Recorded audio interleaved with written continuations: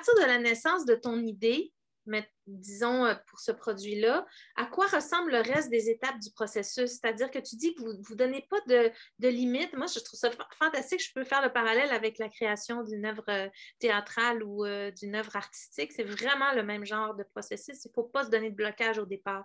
On ne pense pas à l'argent. Pas tout de suite. Ça vient plus tard. Mais donc, quelles sont les autres étapes? Donc, après avoir explorer et se donner toutes les possibilités possibles pour la création de ce produit-là. Quelles sont les étapes qui viennent après?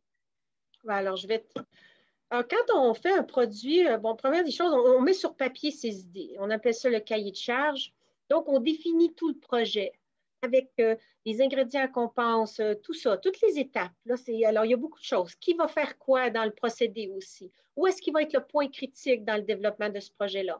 Après, on ouvre un cahier de laboratoire, c'est-à-dire que tous les prototypes qu'on va dessiner, on va devoir, tout ce qui est les questions qu'on se pose, c'est-à-dire qu'on n'a pas les réponses. Alors, ça peut être les interrogations. Alors, on a fait telle chose, ça n'a pas fonctionné. Il faut apprendre de chaque étape. Et tout ça, c'est documenté dans un cahier de laboratoire. Chaque fois qu'on fait sa formule, qu'on va faire avec des échantillons, faire un premier prototype, il faut apprendre de cette évolution. Donc, avant qu'un produit arrive sur le marché, il peut y avoir 20 prototypes qui ont été testés. Alors, quand on fait le prototype, bon, après, c'est de regarder toute sa sécurité aussi derrière. Alors, on va faire des tests cutanés, bien sûr, après ma barre, est-ce que le produit performe? Oui. Après ça, est-ce qu'il est stable? On doit avoir des stabilités. Après ça, est-ce qu'il se protège au niveau microbiologique? Il ne faut pas qu'il développe, qu'il devienne instable et qu'il développe des bactéries à l'intérieur parce qu'un produit a des bactéries aérobiques et anaérobiques. Alors, on doit s'assurer que le produit là, a une durée de vie en conformité dans son hygiène et sa sécurité. Après ça, nous, on fait tous des tests aussi pour l'irritation, donc tester en contrôle dermatologique, pour faire des tests, c'est avec des patchs. Donc, on va mesurer que le produit est non irritant parce qu'Aquafolia, nous, on ne traite pas avec irritation. Donc, on va faire tous ces tests. Alors, tout ça, là, ça prend toute une démarche. On va s'assurer que le produit microbiologiquement, après ça, il va avoir toute la stabilité derrière et la stabilité dans chaque emballage dans lequel il va se retrouver. Donc, ça survit dans quel emballage? Parce qu'il y a toute la conformité de la compatibilité de la formule avec son emballage aussi.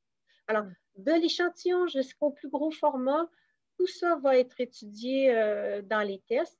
Et chaque prototype qu'on met en four, qu'on fait souffrir parce qu'on va regarder est-ce qu'il survit au froid, est-ce qu'il va survivre à la chaleur, est-ce qu'il survit à une certaine humidité. On le fait souffrir de chaud à froid et il doit rester stable. Et donc, on fait toutes ces spécifications. Et ça arrive très souvent qu'on va faire un prototype, il est hyper performant, mais il n'est pas stable. Alors, on retourne à la planche à dessin, on revient ou on fait un produit puis il s'avère être irritant au pourtour des yeux. Bon, il est super efficace si il fait visage et yeux, admettons. Après ça, il y a toute la réglementation aussi. Il faut regarder, est-ce qu'on met des ingrédients dans des concentrations pour la toxicologie, donc toute la sécurité. Alors, chaque produit d'Aquafolia est envoyé à un spécialiste qui fait aussi une analyse toxicologique de la formule pour voir que la formule, elle est sécuritaire. Donc, tout ça se fait derrière le produit. Alors, avant de lancer un produit, il y a une démarche qui est très exigeante. Le consommateur ne sait pas ça. Mais oui, il y a tout ça qui se passe derrière. Et la validation, toute l'efficacité aussi. On a des appareils, nous, des cutométers, texaméters, mexaméters, c'est tous des appareils qui vont mesurer. Donc, ce n'est pas juste les tests, c'est aussi la validation avec les appareils. Donc, comment le produit performe dans l'hydratation. Est-ce que vraiment il change la coloration de la peau? Tout ça est mesuré et documenté. Donc, son efficacité est totalement validée. C'est ça. Donc, quand vous dites qu'un produit a des effets anti-âge, vous l'avez vu dans les tests, là. C'est ça. Puis, oui, bien sûr. Il y a toujours dans la conformité cosmétique, hein, quand on parle d'un cosmétique, bon, on va parler de l'apparence des rides, il y a vraiment des termes, un vocabulaire pour le cosmétique. Quand c'est un DIN ou une drogue, c'est autre chose. Et pour un produit de santé naturelle aussi, là, on est dans des monographies. Mais tout ça se fait en conformité de la classe aussi du produit que l'on crée. Mais pourquoi est-ce que vous êtes obligé? On voit bien que c'est un critère, parce qu'on le voit dans les autres produits, sur les couches superficielles de l'épiderme, mais ça, c'est une réglementation c'est quelque chose qui est gouvernemental qui vous oblige à écrire ça? Ça va dépendre des pays. Au Canada, non, mais nous, on vend dans d'autres pays, on est à l'international.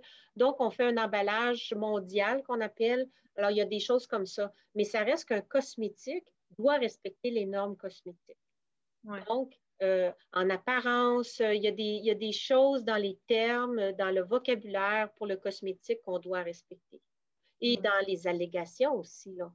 Donc, ça, c'est très important. Alors, dans l'emballage, il y a des petites annotations, des fois, qui vont faire en sorte que ça rend la conformité de l'allégation.